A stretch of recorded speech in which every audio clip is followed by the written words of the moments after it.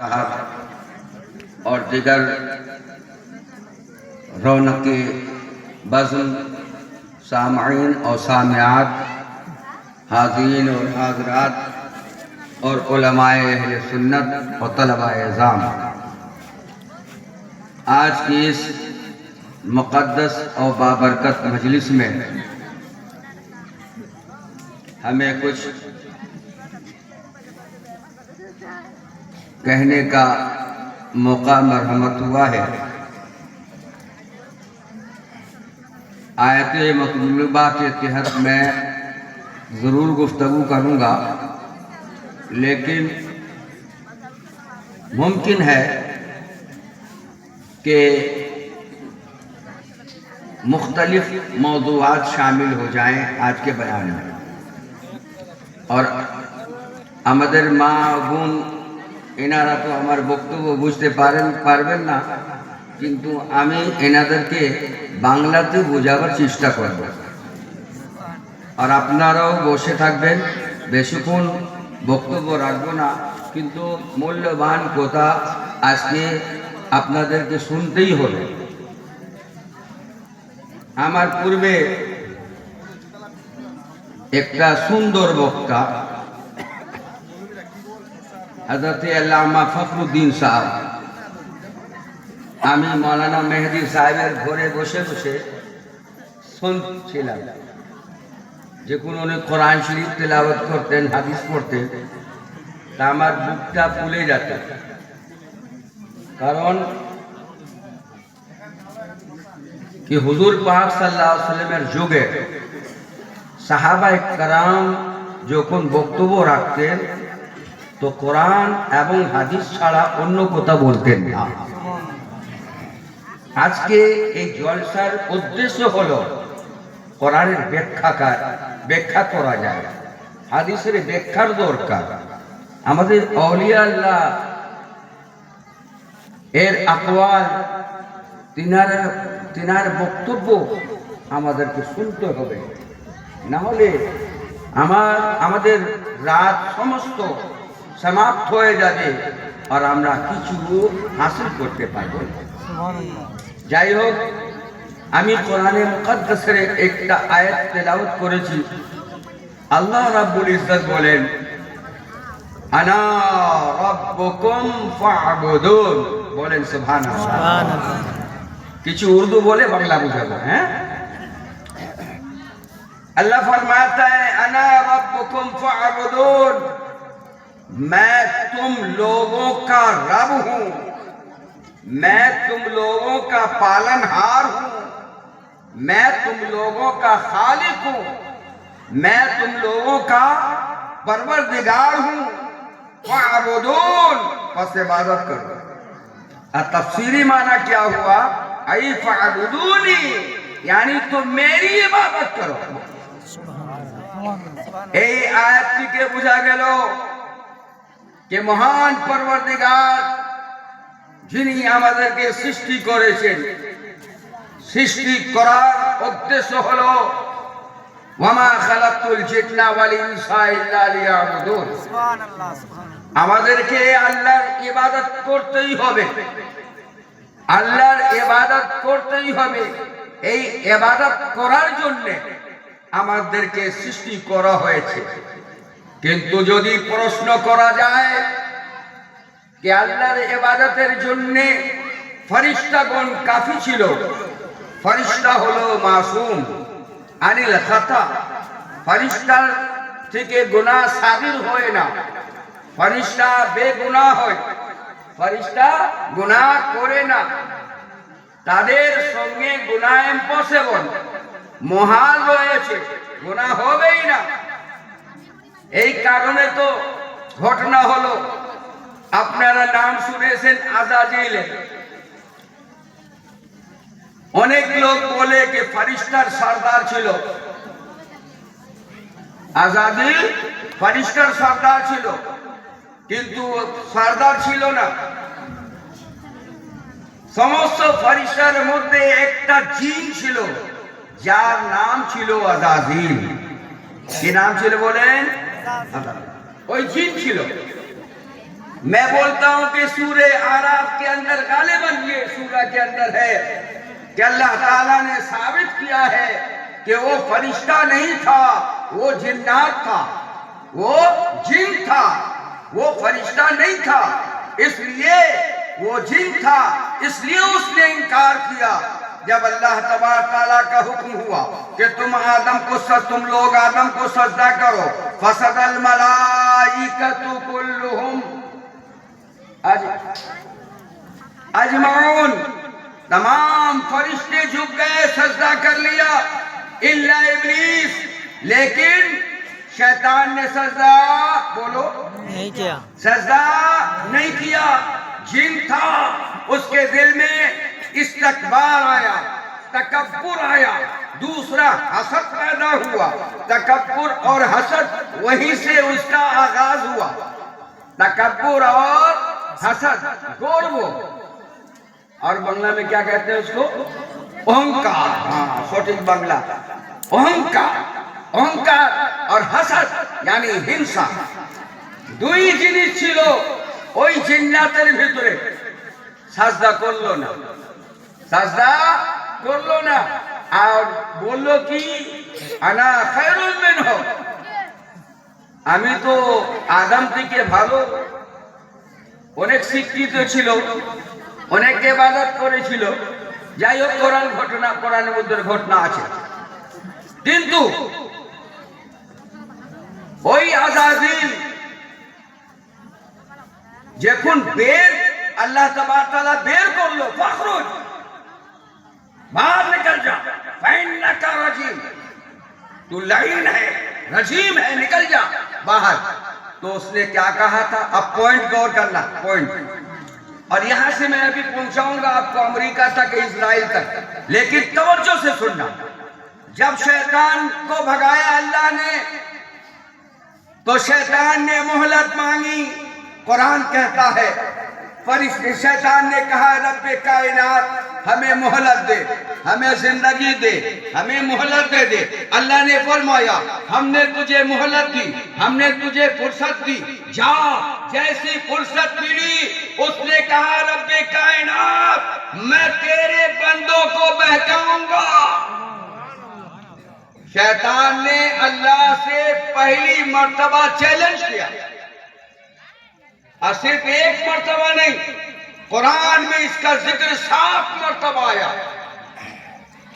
दूसरा चैलेंज किया, फबिइज्जति रब, फबिइज्जति, ए रब हमारे तेरे इज्जत की कसम, मैं तेरे बंदों को बहकाऊंगा, इल्ला मगर जो तेरे मुखलस बंदे हैं, मफूल का सेगा है, मुखलस बंदे हैं यानी मुखलिसीन हैं, वो लोग नहीं बहकेंगे, वो लोग नहीं बहकेंगे।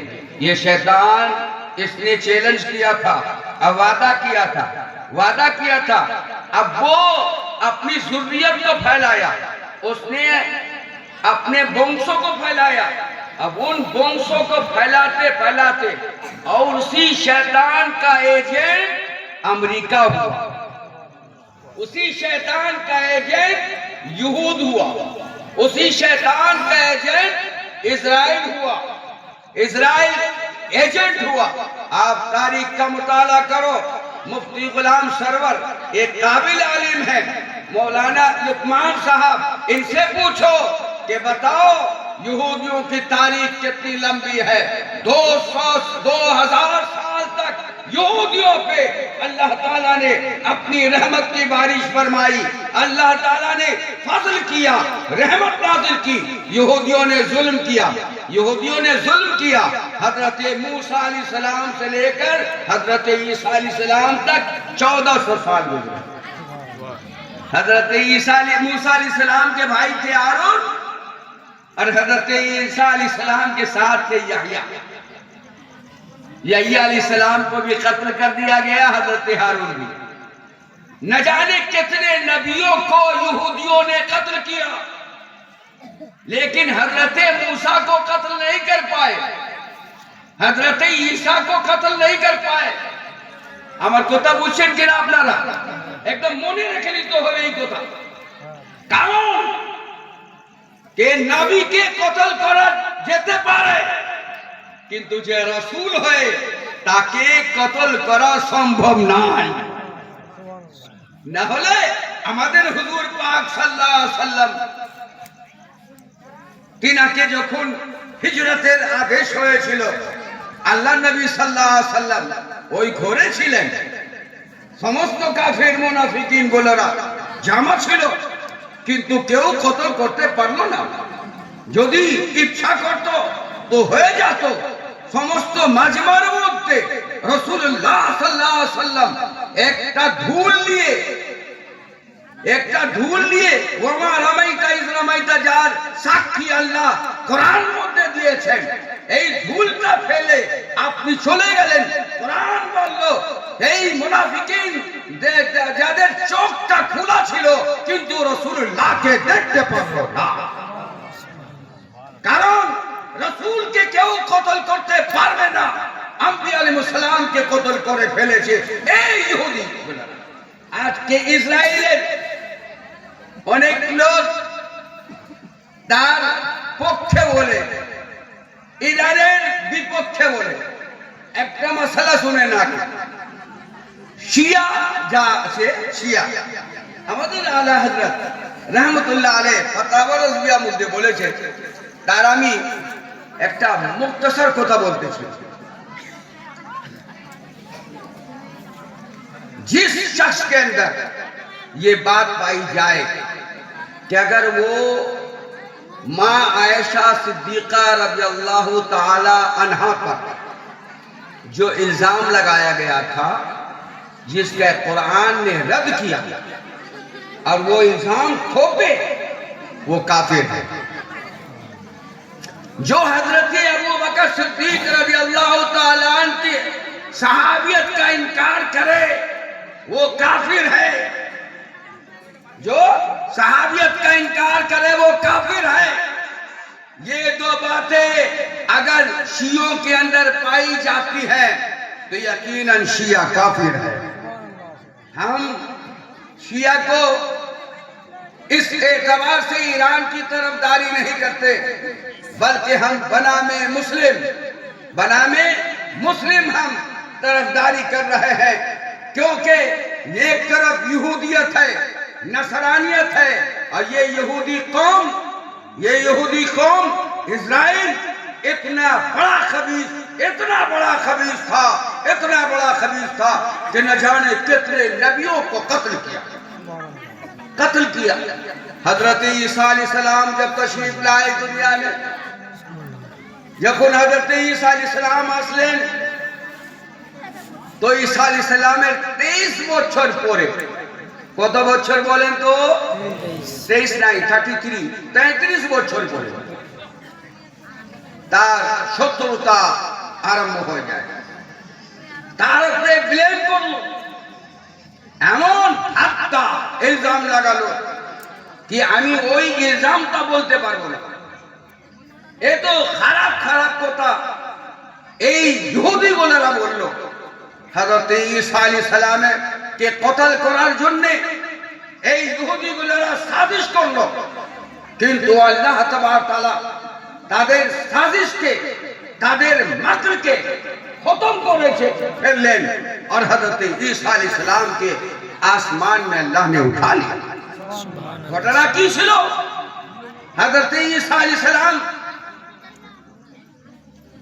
এর দুশমন যখন হয়ে গেল লোক यहूदी, तो अल्लाह तबारक ताला ने फरमाया कि ईसा आप जहां इबादत करते हैं, जिस कुटिया में रहते हैं, আপনি যে ঘরে থাকেন সেই ঘরে চলে যান। আর তিনার একটা শত্রু ছিল অনেক বড় হাসিদ ইহুদি। এই ইহুদিগুলোরা গর্ব কেন করে বলেন তো? ইহুদিগুলোরা বলে যে আমরা 2000 বছর থেকে নাহনু আবনাউল্লাহ, আমরাই আল্লাহর বান্দা, আমাদের ছাড়া যত আছে সব পশুর মতন। কথা বুঝলেন? এই ইহুদি, এই আমেরিকা, ইসরায়েল, কিন্তু আল্লাহর শান দেখেন। ফলস্তিনকে তোমরা খতম করেছো, কিন্তু আল্লাহ তাআলা ইসরায়েলকে সেই রকম খতম করতেছে, সুবহানাল্লাহ, সেই রকম খতম করবে। ইহুদি আমাদের হাত থেকে বাইতুল মুকাদ্দাসকে নিতে পারবে না ইনশাআল্লাহ, কারণ বাইতুল মুকাদ্দাস হযরত দাউদ আলাইহিস সালাম তৈরি করেছেন, বাইতুল মুকাদ্দাস হযরত সুলাইমান আলাইহিস সালাম তৈরি করেছেন।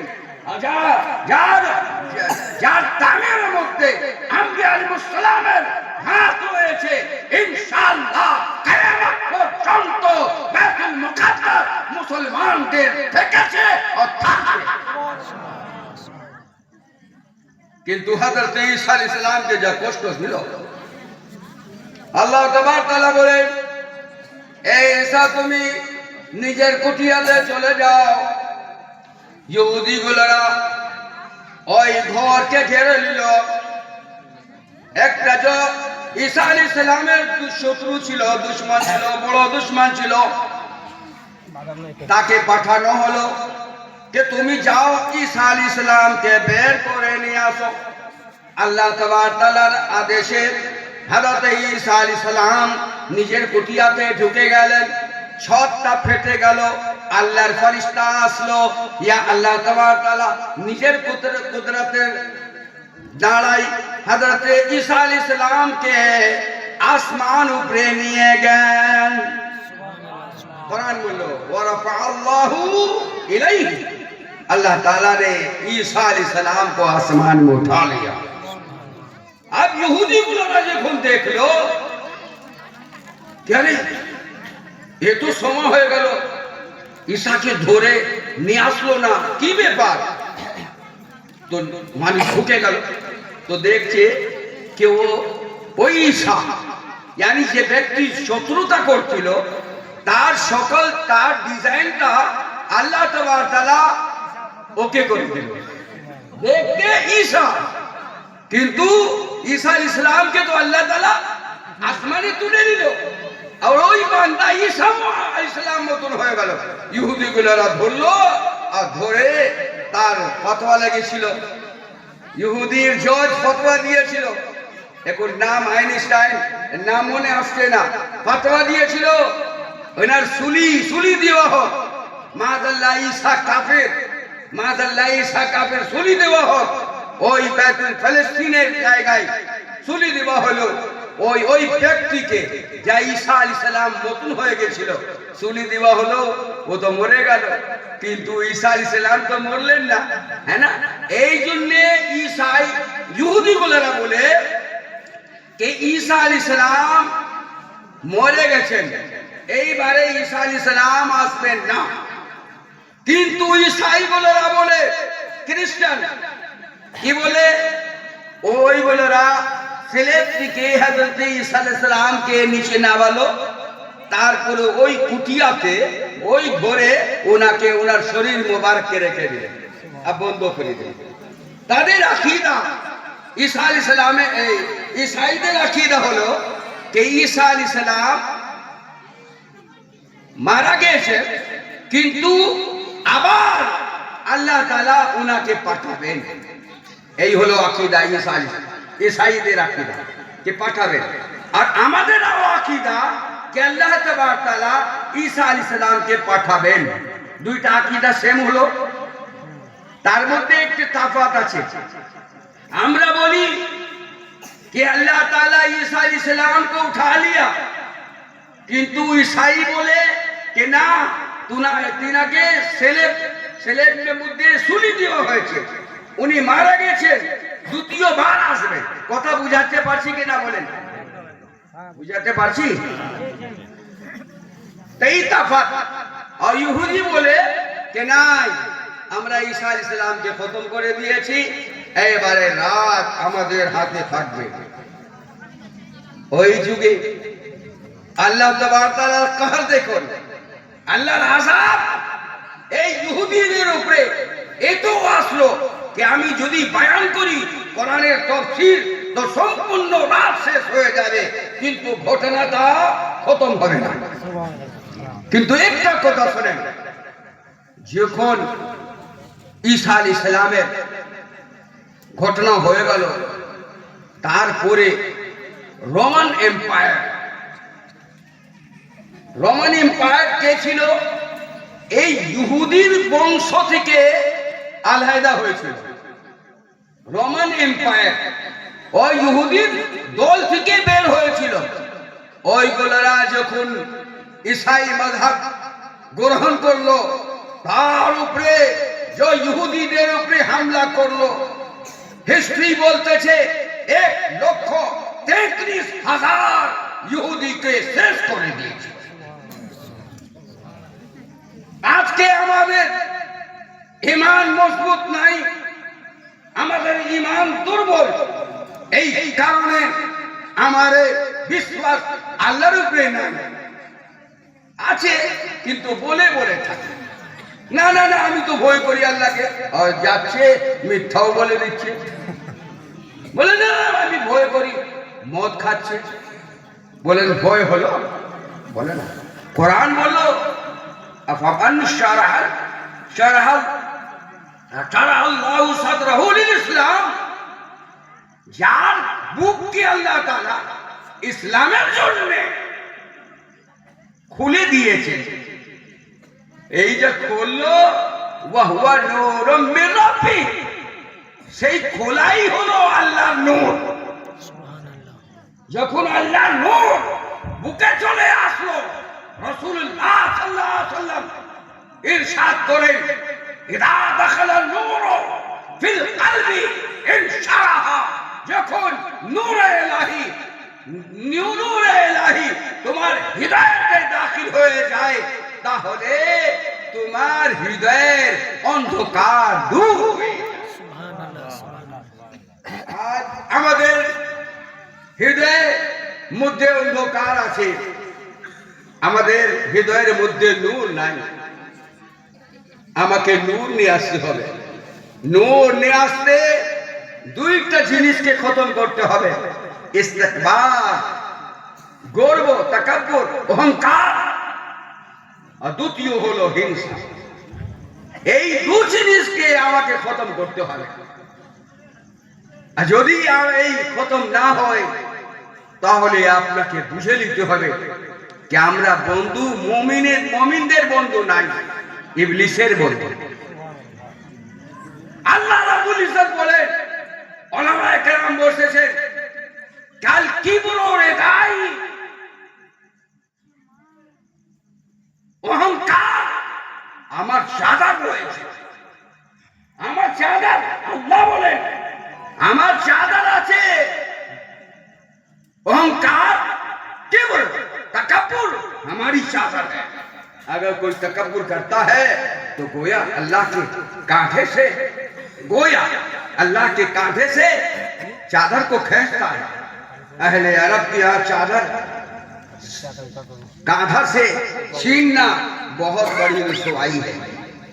लिहाजा हमें चाहिए कि हम न माल पे घमंड करें, न हुस्न पे, न इल्म पे, न दौलत पे, न शोहरत पे।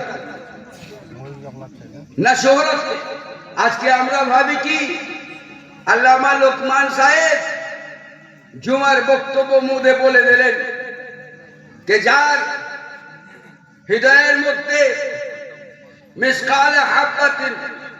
মিসকাল হাব্বা या जर्रा बराबर ईमान है, একটু সামান্য ঈমান থাকে, তাহলে সেই ব্যক্তি জান্নাতে যাবে। শুনেছেন কিনা?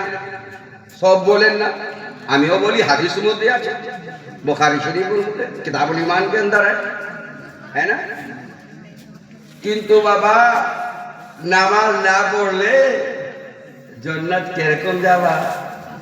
রোজা না রাখলে জান্নাত কিরকম যাবা?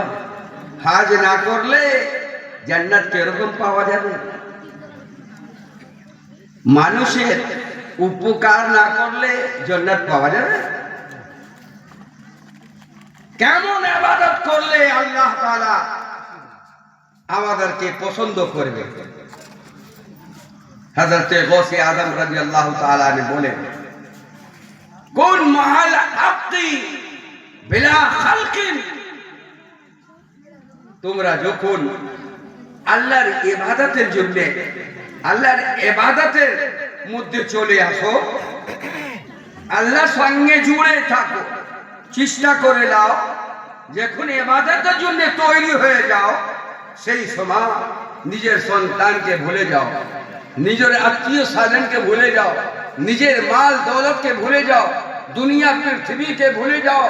তুমি থাকো আর তোমার পরওয়ারদিগার আলম থাকে এমন যে তুমি নিজের চোখে আল্লাহ তাআলাকে দেখতে পাবে।